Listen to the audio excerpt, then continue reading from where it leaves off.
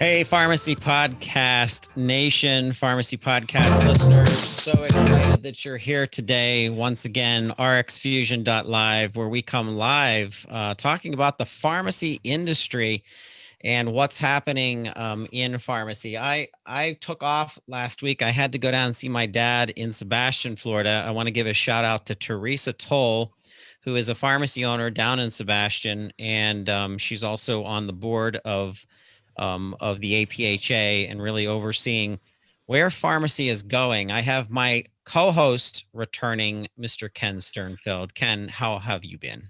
Yo, yo, yo. Is it Friday again? I mean, every day seems to go one after the other, but it's Pharmacy Friday.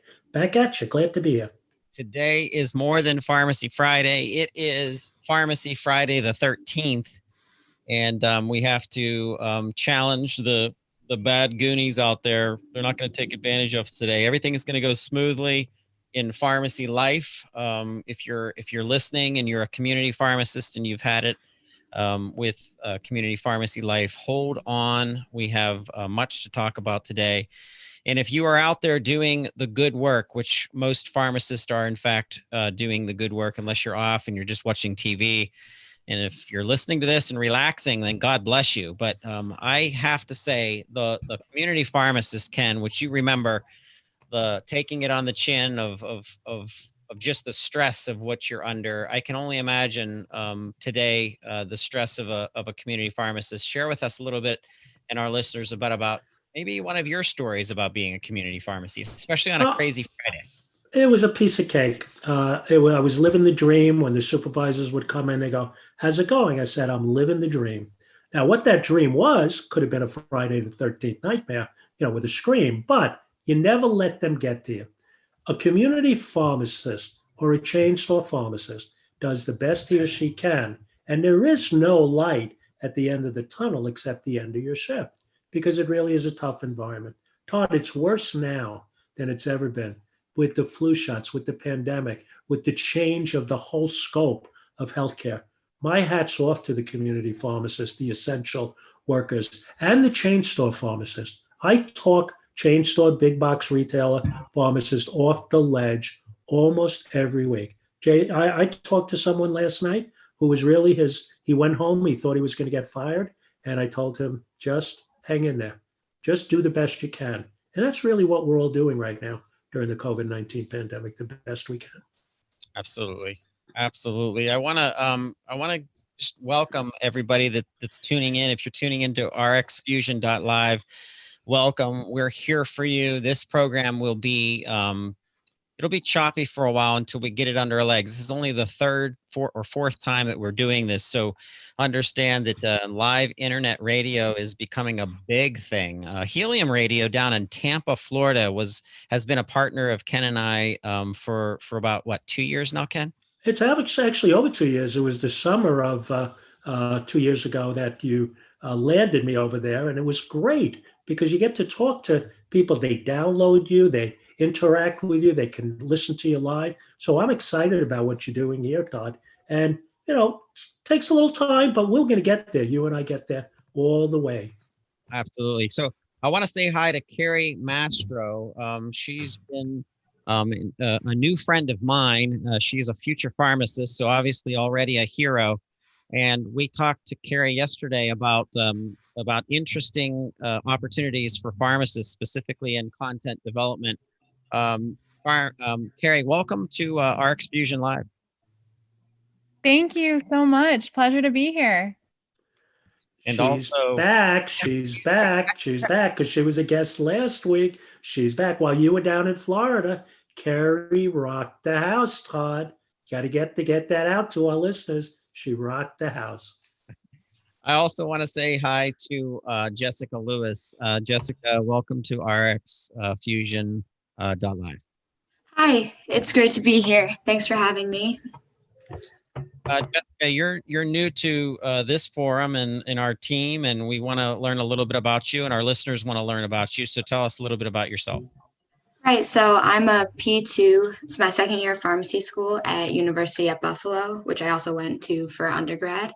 And I'm really enjoying the program so far, and I'm really excited to learn about all the career opportunities available for pharmacists in every discipline. Where's your heart taking you, Carrie? What sector of pharmacy do you feel like you're being pulled towards? I'm keeping an open mind. I'm definitely using these experiences to help guide me and just inspire me. So, I've kept the door open for opportunity, and it's been exciting. I'm considering multiple different paths. Jessica, what do you think? For being a P2, where do you think you're being drawn to? Honestly, I think Kerry said it the best. I'm really trying to keep my mind open and, you know, not to echo her, but I do try to not close any doors. I like to keep my options open, and I've been considering many different career paths. Absolutely. And at the age that I can remember, the age of that age range, I was in public relations and telecommunications and had nowhere near understanding where my life was going to end up in pharmacy in 2004. So you don't have to have it all figured out right away. Just be open to being passionate about what you're doing. We also have Dr. Jason on Dr. J Max on the line with us as well, who is not any stranger to the pharmacy podcast environment. He has been one of our hosts now for nearly 2 or 3 years now. Jason, is that it? So yeah, we're pushing about 3 years. So happy to be with everybody. Happy Pharmacy Friday, everyone. I'm so glad I could be with you today. Happy Pharmacy Friday the 13th. Friday the 13th. Yes, Friday the 13th. I do not know where that started from other than the movies Friday the 13th, but one of my favorite movies as a kid was Freaky Friday, when the mother and daughter changed positions and became each other. Did you see that they're making a new Freaky Friday type movie where now they're switching places with the serial killer? So it's a teen slasher movie, but the teenager becomes the adult, and then the teenager is now the serial killer. Looks like it's gonna be great. No, I haven't seen that. Oh my gosh. So it's been a great week. Like I said, I got to spend time with my dad in Sebastian, Florida. I went to a mud fest, which I've never attended. There were about around 20,000 people there in their vehicles or ATVs and driving through the mud. And I really was like surprised by the pandemic that we're in, that they would even be doing that. And I did stay social distance, even though there were that many people. You wouldn't believe if you could put distance between yourselves and when you were walking and when you were mostly riding. But I don't think you can get COVID on a four-wheeler. Can you, Ken? Oh, absolutely, absolutely. If the wheels don't have masks on them, you're not going to really be compliant to CDC guidelines. And there is a protocol for that. Jason will send that to you. Thank you. Yeah, well, apparently in New York, you can only get COVID after 10 p.m. in a restaurant. So that's important to remember too. My daughter, and Jay, you know this, is coming in for Thanksgiving. I haven't seen them in almost a year, but for one time when they came down for a half a day. So they're coming from Boston, and there are so many guidelines as you go from state to state. And Dr. J. Max was able to facilitate at home COVID testing for them so they could get the test done and be meeting all of those guidelines and get the test done when they're down here. Because really, family, bringing them together, it's almost become, this is the COVID-19 test is the passport to like Disney World. You're going to need this to show people that you've had the test, that you're able to go here. They're talking about Ticketmaster requiring that when they do go back to concerts, that you'll have to show this, that you're going to be COVID tested and COVID negative. So it's almost like it's going to become part of the culture. It's like go through screening or here, and everyone's going to say, have you been tested? Show us your COVID testing. And that's why Dr. J. Max is doing so much and so good for what we're doing with our Care One initiatives for at-home testing. So thank you, Jason, for bringing my family closer to me. Oh, I'm happy to help out. We're part of the workflow, and we're up to over 100 patients just for one practice right now, and looking to bring on something like 10,000 more. So we're doing pretty good. Wow, that'll be a busy weekend for you. So I guess you'll be working. I want to give a shout out to a young lady, a young superstar that Ken and I and Jason know, Nabila Ishmael. I want to give a congratulations to her. She has been a content creator for some time. She does the blog known as Dose of Travel. She's a huge Instagram star that's an up and rising, and she is now part of the Good RX team. And I just want to give her a round of applause for her amazing work. And welcome to Good RX, and best of things happening for you, Nabila. But I just wanted to give her a shout out. Let me tell you about Nabila. 2 years ago on her birthday, she had just graduated from University of Buffalo, and she was leaving her friends and family to go to Los Angeles. Nabila is a very travel. She just goes. Where she goes, she just goes. And she was sad to leave her friends. And she sounded sad on her birthday. I called to wish her happy birthday. And I said, "What's wrong?" She says, "Well, I'm kind of missing these people." I said, "Don't worry about it. I'll be your friend. You just call me anytime you get to California when you land." Well, she drove. Whenever you get there, anything you need, let's just talk. And she actually helped the concierge pharmacist do their social media. I mean, I don't do any social media, as you know. So anyone who's seeing anything on outside of my own personal Facebook, where you see my kids, Nabila helped me. So she's wonderful. And she is just a very sweet and very passionate woman for helping people think about travel. And also now that she's doing her great work with GoodRx. So we wish her well in everything she does. Yes, I want to, Jessica, as a P2, I want you to reach out to her on Instagram. Do you have an Instagram, Jessica? Yes, I do. So reach out to @DoseOfTravel and let Nabila know that you heard her mentioned on RxFusion.live, and that we want you to look her up, because she really started when she was a student, and she believed in the stories that she was telling, an avid traveler, and then she'd go into places that she could help out, and started helping others, and as being a pharmacist. So it was really interesting. But I told her that there's a business model there to do traveling pharmacists, and gathering pharmacists that want to travel to do even like mission work. I think that there's an opportunity for her in the future, especially with now that GoodRx is growing. So I think there's a business model there. Yeah, I already followed her on Instagram. Great. Todd, she visited 35 countries as an undergraduate at University of Buffalo. 35 countries. I can't even list 35 countries on a piece of paper, and she visited them while she was an undergraduate student at UB, and still graduated with great honors, and just became a great pharmacist, PharmD. Well, thank you. And we appreciate what she's done, and her following and her participation, and even the APHA that we got to go to the ASHP 2019 before the pandemic hit. We actually all got to be there together in the booth, talking about RX VIP. So that'll be another subject that we'd like to hit. But before we get into that, I do want to thank a sponsor of ours.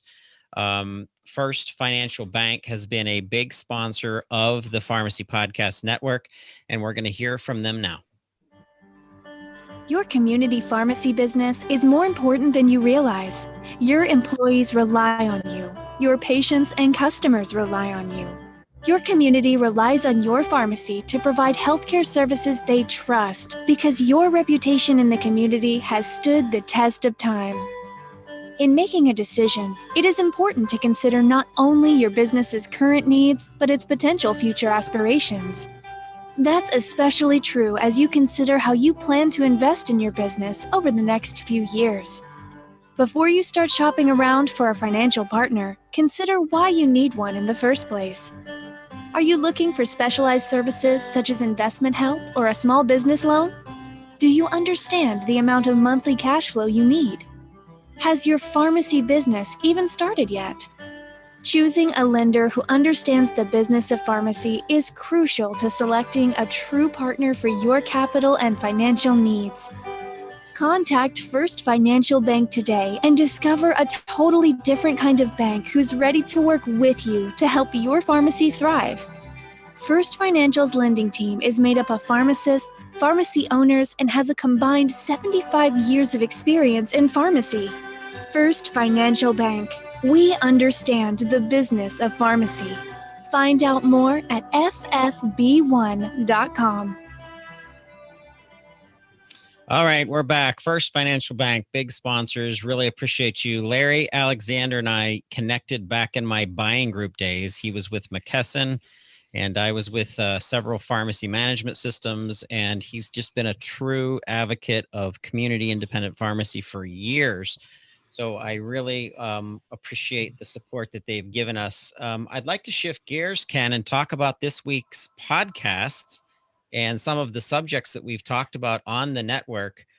Starting off with PsychU. PsychU is a community of health, mental health workers that are in fact pharmacists as well. And they are supported by Onsuko Pharmaceuticals. Am I saying that right, Jason Cavallina? Am I saying Asuka or Atsuka? Which, yeah, It's on. It might be Onsuka. I don't know how to say it right. Onsuka? O-N, yeah, Onsuka. So, PsychU started out with a great episode called Implementation of Pharmacist-Led Psychiatric Medication Management. And the episode really kind of was a interesting discussion between Dr. Kelly Lee, PharmD, and she really just shares her experience of building mental health clinics with pharmacists leading. And I couldn't think, back in my day of addiction recovery, both of you remember that with New Season, I believe that a pharmacist should be involved in any case that was comorbid, that someone was dealing with addiction, but they were also probably dealing with mental health. Ken, what do you think of integrating pharmacists into anything and everything that has to do with mental health? Well, PsychU is what I always use for my CVS supervisors instead of saying something a little bit more that would get me in more trouble. Because the mental health of a pharmacist and his or her ability to then help the patients is really critical. Mental health integration and helping people is the critical part of a pharmacist's career path. They each deal with it every day. They see it at the independent pharmacies, at the big chains. They see it in their own life. They see it with their peers. Mental health, anxiety, stress, all of those things come together as a pharmacist. It's almost like when you sign up to be a pharmacist, you realize that there is going to be some mental impact on you. And if you are impacted, that means your ability to deliver therapies and care and compassion to others is impacted. So I love what PsychU is doing. You need to educate pharmacists. We need to follow the pathway of this, this PsychU. It is an education academia that is needed by every pharmacist. Education to this area, Todd, is critical to patient outcomes. Absolutely. That's why I'm excited about the episode that just came out this morning. And this is a collaboration between a physician and pharmacist talking about mental health. And what was really interesting is Dr. Monica Krishnan came through Instagram and met up with the Pharmacy Podcast Network and kind of helped us to kick off this pharmacist focused on mental health, which is the name of the series. And then we were released today. Today's episode was with Dr. Bella Patel, PharmD, and Ghana MD, and they really talked about working together as pharmacist and physician in order to help those out there dealing with mental health issues. Jason, what experiences have you had specifically in mental health, and have you had an opportunity to work with physicians or even psychiatrists? One of the best experiences I had working with psychiatrists was on rotation when I was still a student finishing off my 6th year. And I got to work on the psych ward of Kingsbrook Jewish Hospital for a couple of weeks. And that was a very enlightening situation to enter a controlled psych ward where, limited access was allowed. You had to wait for people to move away from a door before you're allowed to enter. We weren't allowed to wear ties. We had to take off our white coats and sort of just blend in with everybody that was there. And then working closely with the psychiatrists and offering therapy suggestions based on not only their disease state, but also remembering that a lot of the patients that we had there were older patients because it was attached to a retirement home, and we had a lot of transfer in between the two. So you had to worry about age, you had to worry about meds that were appropriate for age-related side effects, and metabolic side effects of those medications on that age group. So we definitely had a lot of interaction. It was very team-based. And then the other great experience that I had was also not specifically 100% psych related, but had to deal with pain management. And when I worked at the VA, we had a very strong team oriented approach to pain management. That was the physician that was in charge. We had a therapist, a psychiatrist, nurse, and pharmacist were all involved, and physical therapy were all involved in making a decision on what was going to happen with each patient that was seen that day. So we would all meet before seeing the patient, discuss all of the relevant attributes of the patient, and then the pharmacist and the doctor would come into go in to see the patient in the room and discuss the goals of therapy. See, that's exactly what I like hearing about, is that collaboration. I think the healthcare providers, models, health systems, and even community pharmacy are really starting to accept and practice that inter-practice collaboration. And that goes back, not to toot our own horn, Ken, but that goes back to the entire philosophy that you've put together with the RxVIP movement. True. And when you sent me this coffee mug for the Pharmacy Podcast Network, you basically put me on a pathway with pharmacogenomics, which was the first thing that we basically collaborated with a physician. Dr. Jason and mine, Crystal Cruz, felt that the awareness that a physician collaborating with them to select and make sure they prescribe the right drug in the right dose was truly the first collaborative initiative that we did at the office of Michael Goodman, in the office of Adam Cohn, and others across our region. And it was to really take that information and use it as a clinician to empower them to really save lives, because adverse drug reactions, as you know, kill a lot of people and put a lot of people in the hospital. So one of the first guests that I had as the PGX for Pharmacists host was a gentleman who I actually spoke to yesterday, Dr. David Kaiser, a brilliant advanced educator at Manchester University, who had the first master's program for pharmacogenomics. And now they have it online. So Dr. Alston and I spoke to them yesterday, because every student, and I almost mean without question, who comes into one of our rotations, I always ask them, well, what is it about our course of study that really interests you? And in almost every case, it's about pharmacogenomics. And when I think back to where RxVIP and now where Care One, as we pivoted for the new pandemic, we are truly in collaborative mode and reaching out to the patient in collaboration with the physician. So you're right. It's kind of what we're doing. That's kind of our jam. That's what we've always been doing for the last 6 years. Carrie, do you know of any rotations, APIs, integration into health system, where the health systems are having you tour alongside physician students that are at your same stage of education, where you can actually work together? Yes, that's something that I really value too about, the modern health system, is even in the curriculum. I know at Binghamton University School of Pharmacy, and I hope across other pharmacy schools as well, I'm sure, is, the focus on interprofessional collaboration and working with social work students, nursing students, and then, as you mentioned, on clinical rotations, the opportunity to be performing rounds with the interdisciplinary healthcare team, with other med students, other physicians. infectious disease fellows, for example, my experience specifically was something that was very, very valued and just kind of unifying for the goal of providing, optimal patient care and having that patient on the other end that really we're all working as a team, in order to just optimize therapy. And I think that that's something that I've really valued about my rotation so far.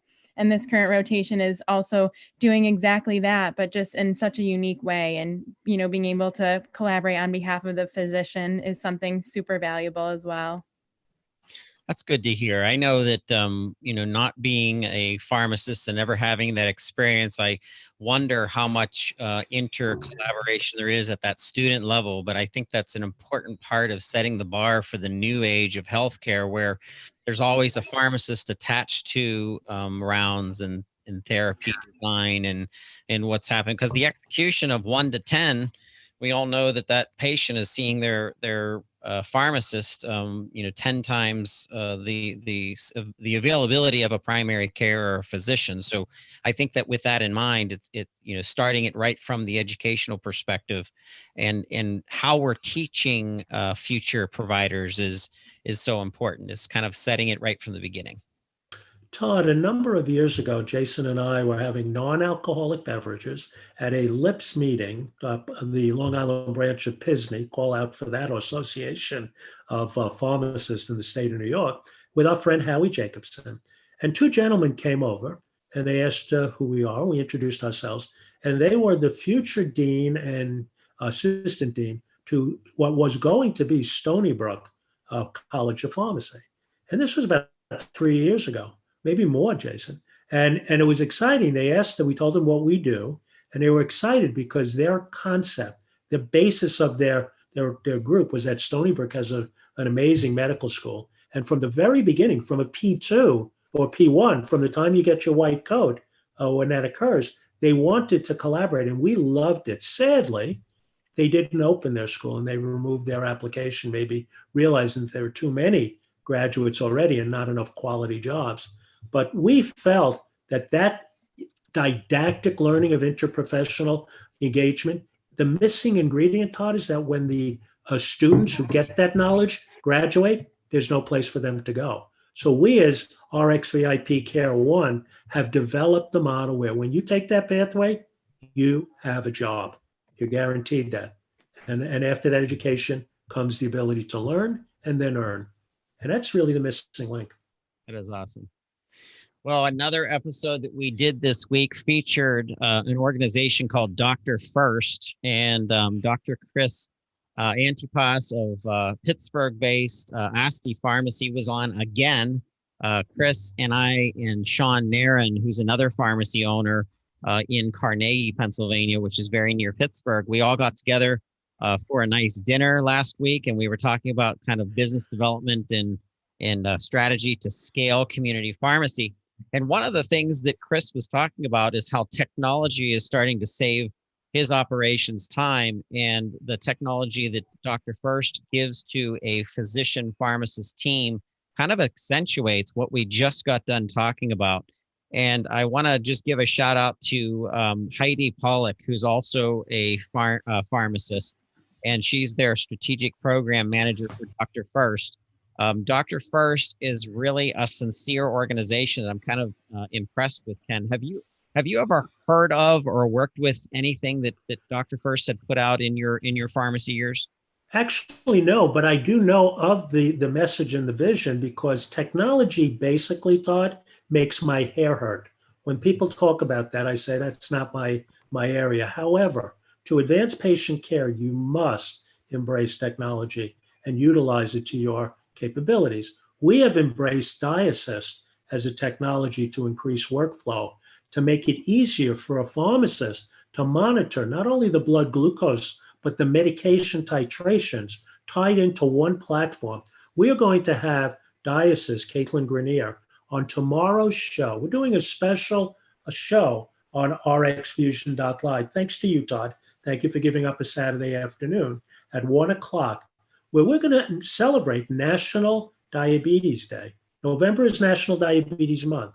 Today's Friday the 13th, but tomorrow is the 14th, and it's National Diabetes Day. So that technology we are going to put in the hand of any and every RX Fusion Pharmacy Podcast listener, so it can empower them to use this technology to advance diabetic care for the new millennium of pandemic care. And I'm excited about having the opportunity to launch it with you globally on the Pharmacy Podcast Network and RX Fusion. So dial in. And if you don't dial in, we're going to have it evergreened and recorded, but it's something that technology is empowering pharmacists across the country to advance patient care.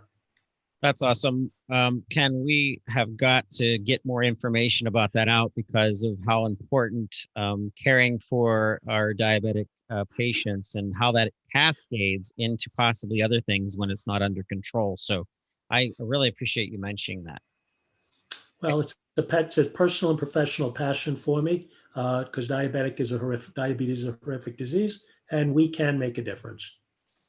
Thank you. All right. So before we get into news, let's hear from CE Impact. CE Impact, the 2021 Year in Gear. I don't know if you heard about this, Ken and Jason, but definitely schedule some time on December 30th, 2020 from 9 a.m. to 12 p.m. There is a virtual event that the Pharmacy Podcast Network will be supporting and being a part of. And Ken, I got to get you tied into this rock star team, but they're basically saying, you know, pharmacists are busy and you're exhausted, and they have some supportive mechanisms, surprises for practicing pharmacists out there. And we're going to hear about them. And then we have a lot to talk about with regards to news. So hold on and we'll be right back.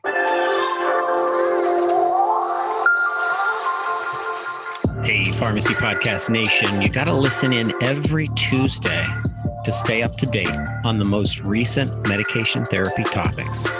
Game Changers creates awareness about pharmacotherapy and clinical practice changes that can significantly impact pharmacy practice. Every Tuesday, a new episode of Game Changers is published on the Pharmacy Podcast Network. Thanks so much for listening. And always remember, the pharmacist is the hub of healthcare.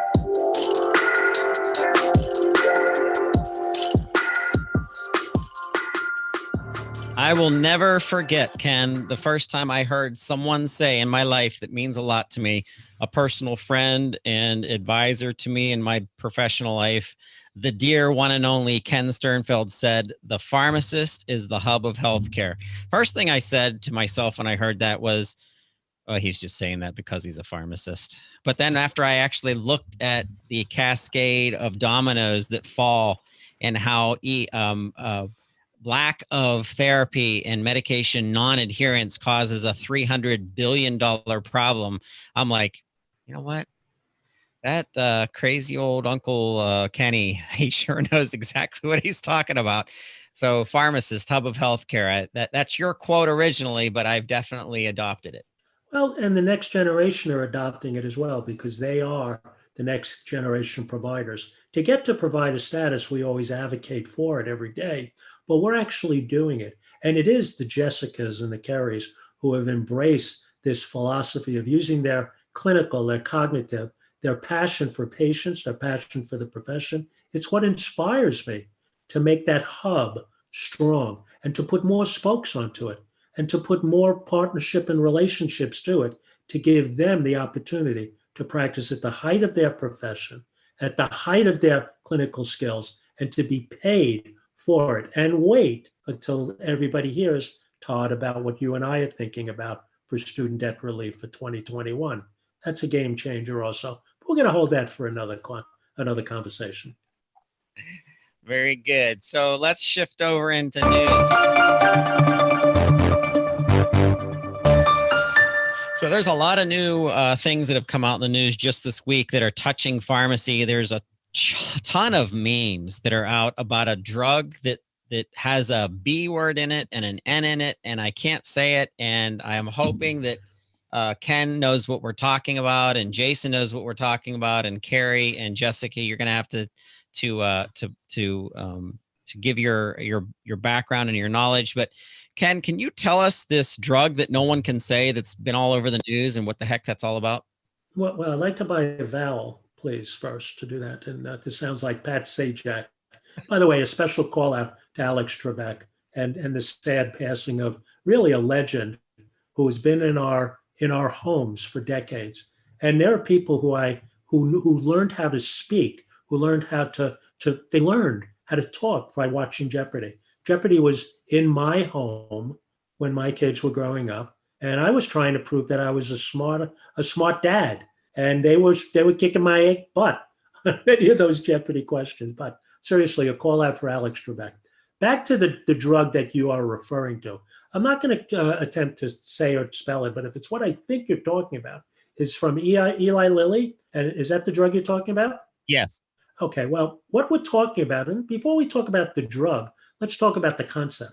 The concept is, while we look to arrest the spread of coronavirus, there needs to be and is a tremendous initiative to find symptomatic process and drugs that will give you, not cure, but help you stay out of the hospital. This is an antibody infusion as a dosage that will, when you are tested positive, will minimize the spread within your body by arresting the antibody. Dr. Jason can touch more about it, and certainly the next generation providers. But what I look at it as really, there's remdesivir, and then there's now an antibody direction from Eli Lilly as a leader in pharmaceutical development. It's a game changer. The more things that come out through clinical studies and evidence-based, and this was released today for emergency use. So Dr. Jessen, can you pick up where I left off? Because clearly you are the clinical brain of everything that we do. Really, so there's a concept of using, in the beginning, plasma from people who had been infected and recovered. Hopefully within that plasma, which is a product of your blood, you would have antibodies against the COVID-19 virus. So the concept of being able to fight off a disease, there are two types of immunity that you might have. One is T cell mediated and one is B cell mediated. Both types of immune attack on a disease come in your body. Now, B cell mediated is the type of immunity that you would make antibodies to, and that would form sort of a rapid response and quote unquote possible short-term memory of a disease. Sometimes they create enough antibodies and the immune response is strong enough that these antibodies are floating around your body for a very long period of time, and when they see that disease come back again, it attacks it very quickly, creates an immune response, and you're gone, and you be able to recover from that illness very quickly, sometimes without even knowing that you've been infected by something. There was a challenge in some of the creation of the product because people who had recovered a while later, they went to see if they had antibodies, and these patients didn't have antibodies to SARS-CoV-2. So they said, oh, maybe you can get infected again. What they failed to understand was that there is that second immune response, which is that T cell mediated. And if anybody remembers our years of HIV work, that the T cell is what's being killed in our HIV infections. So that is a long-term memory mediated response, and it doesn't create immediate antibodies, but holds the memory of disease, activates later on, and then allows us to fight the disease again. So what Eli Lilly was able to do is create the antibodies to SARS-CoV-2. And then what happens is they give you this early in infection. It kicks up your immune response and allows you to recover much, much faster than if you had to fight the disease yourself. So how did that sound? Wow. It sounded amazing, and I'm this fly on the wall that doesn't understand a lot of what you said, but it's why I'm here, and it's why I do this, because you guys blow me away with how intelligent you are. I'm gonna put Carrie on the spot. This is the medication I'm talking of, Carrie. How do you say that? Oh boy. Alrighty. So This is, well, first of all, I love it. It's a monoclonal antibody, and these always have interesting names to say. Is it bamlanivimab, Jason or Ken? Ding, ding, ding, ding, ding. Ding, ding, ding, Yes, ding, yes, ding, yes. ding, ding, No, ding. no more calls. We have a winner. No more That calls. was good. Yeah, yay, Jessica, what do you think? Come on, give it a shot. I'll give it a try. Bamlanivimab. Ding, ding, Wow. ding, ding. Yes, 2 for 2, 2 for 2, 2 for 2. Hey, Todd, I want to tell you something. You're the founder of the Pharmacy Podcast Network. I'm the founder of RxVIP and a co-founder of Care One, right? What do founders do? We find people. That's what a founder's job is. I found Dr. Jason Cavallina, dragged him out of a drive-through window in Walgreens and said, you need to be with me to take us to the next level. And I found Kerry, and I found Jessica, and many, many, many other brilliant, articulate, dedicated, passionate care providers. And that's what we do. Yep. Because you have to give them the platform to be themselves. And everything I tell them, and they can say it for themselves, when they do outreach calls, I said, just be Jessica, just be Kerry, just be who you are, because you have so much knowledge. It's developing that relationship with the patient so that you can deliver the care and compassion and empathy. We need empathy now, not sympathy. We have to empathetically relate to people who are dealing with the COVID-19 pandemic. Absolutely.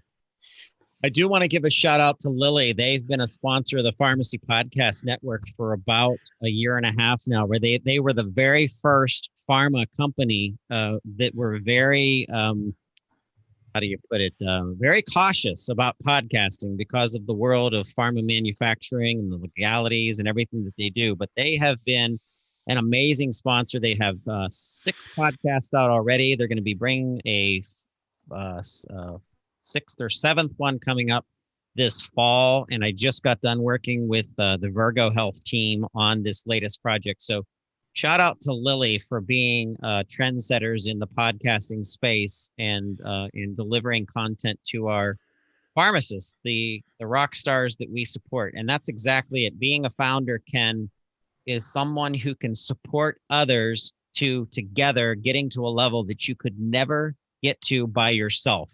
And that's been my philosophy in starting the Pharmacy Podcast Network, is the elevation of pharmacist voices and the marketing of those voices and the business development that attaches into, and the sincerity in attracting voices to this network into what we believe in to change patients and people's lives throughout the country. So I'm excited that they're staying on as a sponsor for 2021, and there's going to be more to come.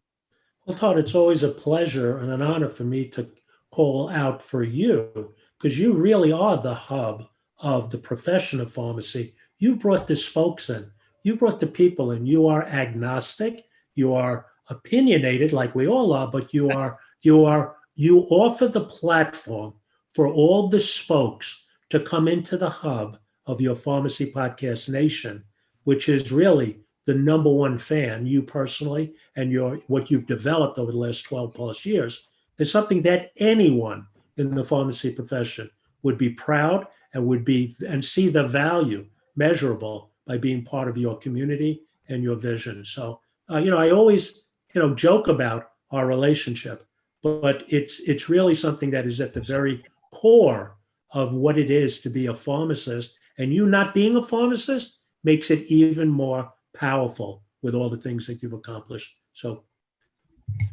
I appreciate it. Cheers. I need another mug. That's what I did that. I need another mug. I do need to get you another mug. I do need to get you another mug. So Feds strike. Ken's got to hold the mug up. Hold the mug up. Show it to. Okay, that we're gonna get the mug. It's got to be in the merch store soon. and a call out for Queensboro, who Todd got a wonderful. And I'm a 3X. I'm not a bit, And look how nice it fits. It breathes. It's a polyester, beautiful. Beautiful thing. So and that's how we start a merch store, guys. That's how we start the merch store. There you go.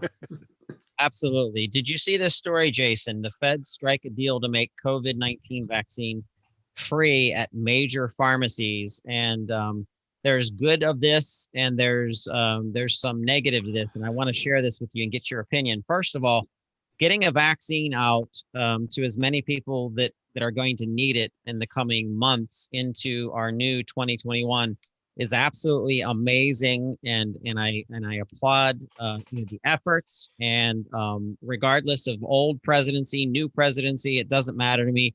As long as we're caring for people, that's the good side of this story and what it means. The negative side of this is depending on who has access to the channels in order to reach a number of patients. Because here's the thing, we might have the biggest pharmacy entity out there as the big red, and that's fine, or the two big reds, WAGs and CVS, and Walgreens and CVS and whatever, and that's okay.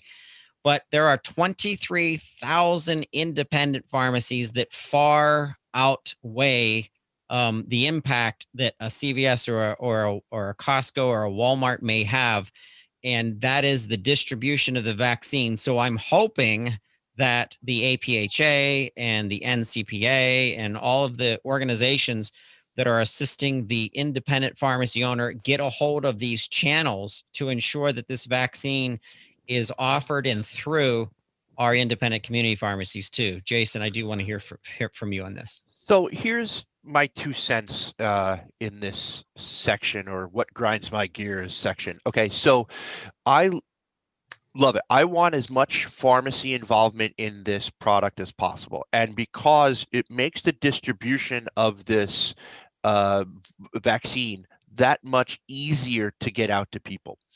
Now, here's where the convergence of Fed and state really need to come together. In New York, Governor Cuomo has engaged PSNY in their couple thousand pharmacies that we have in independent pharmacies in New York. And the president of PSNY has engaged with the governor to say, we want this vaccine available to independent pharmacies as well. Because if you think about it, especially in New York, where 50% of the market share is independent pharmacy as well as chain pharmacy. So chain pharmacy shouldn't have a monopoly on this, getting this vaccine out to people, because they're missing half the population. But where's the flip side? So the flip side is you need to work hand in hand with the federal government, because this virus vaccine has to be kept under extremely stringent guides, and meaning that right now that the virus vaccine has to be kept at like negative 80 degrees Fahrenheit, so it's under liquid nitrogen. And so that right now, the person who's in charge of logistics for distributing the virus is in the military. And he was the head of logistics for the U.S. Army. That person is now going to be involved with distributing this vaccine throughout the country, and it's going to be in the military's hands. So I trust that they're going to be able to hold the controls of cooling and keeping cold the vaccine until distribution. Do I trust everybody in the pharmacy world to keep things at liquid nitrogen temperatures? I don't know. We had special freezers that we used to use when we were doing the vaccines for Zostavax, before the new Zostavax came out, that was just kept at refrigerator temperatures. So we did good in certifying ourselves for that. But liquid nitrogen is a whole nother animal and a whole new level of cold. So I would like to see state, federal, and pharmacy come together as one group to say, maybe there'll be a chain of command where the military will set up so that we can have access to this. We'll distribute the vaccine at pharmacy level, and then they maintain the cold storage and allow us to have access that way. I don't want to get too deep into how that's supposed to happen. And I trust the guy who could run the logistics for the Army. I think he can run the logistics for this vaccine. knowing that he's got a distribution web of not just chain pharmacy, but local pharmacy, independent as well, to be used as a tool. I've always said, put us in, coach. We're ready to play, right? Just put us in. We're here. Use us. Todd, I must intersect here. And this is the perfect segue to a new section on RxFusion.live.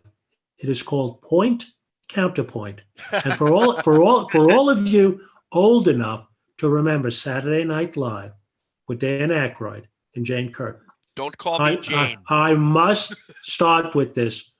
Jason, you ignorant slut. I knew, And I tell you that with love from the bottom of my heart.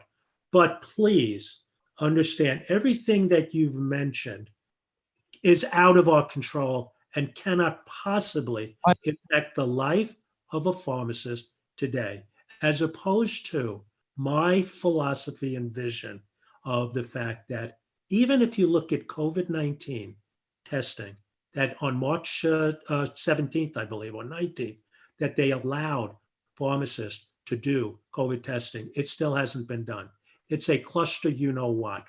I am proud to say that our vision with Care One is to partner with companies like Trial Scope, who will have an announcement with Care One next week, that we, as pharmacists of the next generation, are involved in the clinical studies for the vaccine. We are clinicians. We're not politicians. We are clinicians. We're not Army regiment battalions. They will do what they do, and they will mess it up. And by the way, the independent pharmacy will always get the tail end. They will always get the short straw. It ain't going to change. And if we think it does, we're wrong. So put our attention and work on the patient. How do we go forward? How do we advance and use our cognitive skills? My cognitive skills, for as limited as they are, and yours, which are brilliant, cannot change what can't be changed. The reform, it's not about reform. It's about the system is broken. And now it's even crushed more because of the pandemic. It's going to be horrific for our country that this rollout of the vaccine will not work well. Let's focus on our clinical skills, our consultative skills, and let's talk about being providers to the patients who need us while they're waiting for this vaccine. Thank you very much. That concludes this section of Point Counterpoint. Jessica and Carrie, here's reference. I'm station manager Dan Aykroyd. During the past few weeks in Los Angeles, actor Lee Marvin and his former live-in companion Michelle Triola Marvin have been in court to settle her claim that he owes her half his income from the 6 years they lived together. That is the subject of tonight's Point Counterpoint. Jane will take the pro-Michelle Marvin point, while I take the anti-Michelle Triola counterpoint. Jane? Dan, times change, and so does the nature of relationships. People are reluctant to get married these days, and looking at divorce statistics, who can blame them? But the lack of a piece of paper does not necessarily mean the lack of a total commitment. A woman in this modern-day relationship may well give up all her own personal pursuits, as Michelle Marvin claims she did, to give her full support to her man's career. And Michelle Marvin is just asking that the courts recognize that reality. Dan, there's an old saying, behind every successful man, there's a woman, a loving, giving, caring woman. But you wouldn't know about that, Dan, because there's no old saying about what's behind a miserable failure.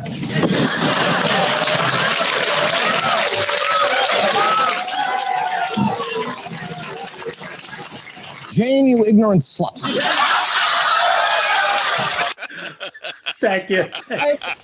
Thank you, Todd. I 2 weeks ago, and I know we only have a couple of minutes. Todd, thank you so much, bro. 2 weeks ago, and yeah, we have no life in pandemic. I'm watching Time Life. I'm watching Time Life, and they're showing the original 36 episodes for Saturday Night Live. And for our listeners, old, young or old, that was some of the classic and some of the best comedians in the world came out of that original cast. And I'm watching it. Like, for $39.99, you get all 39 or $19.99 a month. I say, I don't buy that. Nobody buys that stuff. But I said, I have to have it. And they came on DVDs. I don't even have a DVD player. I don't even know how I'm going to play it. It's in a box sitting here. But every time I look at it, I friggin' laugh. I'm sorry. It's hysterical. It is. So there is going to be a point counterpoint on RX Fusion with Dr. Greg Alston, with Dr. Jason Cavallino, because we need to get both sides of the equation and the conversation. That's what we're going to do. I'm sorry, but I have to step in there and say, as the producer of this program, we have to have a woman leader as the counterpoint because 56% of all of our pharmacists are women anyway. So I agree with you. I love that. And let's have maybe Christina from the public health, who I'll be talking to on Monday, thanks to your introduction. Love it. She's amazing. And you know what? She'll do what's right and she'll say the truth. And I'll just say, I'll go crazy like I always am. And everyone will laugh. Let's do that. I'll tell Christina when I talk to her on Monday that she is my host and she is absolutely the perfect host for Point Counterpoint. Absolutely. I would be proud to have her back. Christina is a rock star. Dr. Madison believes in public health. It's her entire calling card is all about the patient and the need for better public health services. She was a guest on our RxFusion.live 2 weeks ago. So we're going to have her back a bunch. And actually, a spoiler alert, and you can put your fingers in your ears if you don't want to hear this, but she's joining the Pharmacy Podcast Network. Oh, wait, clap. Oh, that's the wrong button. Clap. Oh, that's the wrong button. Let me press that. Wait a second. Hold on. Now we can clap.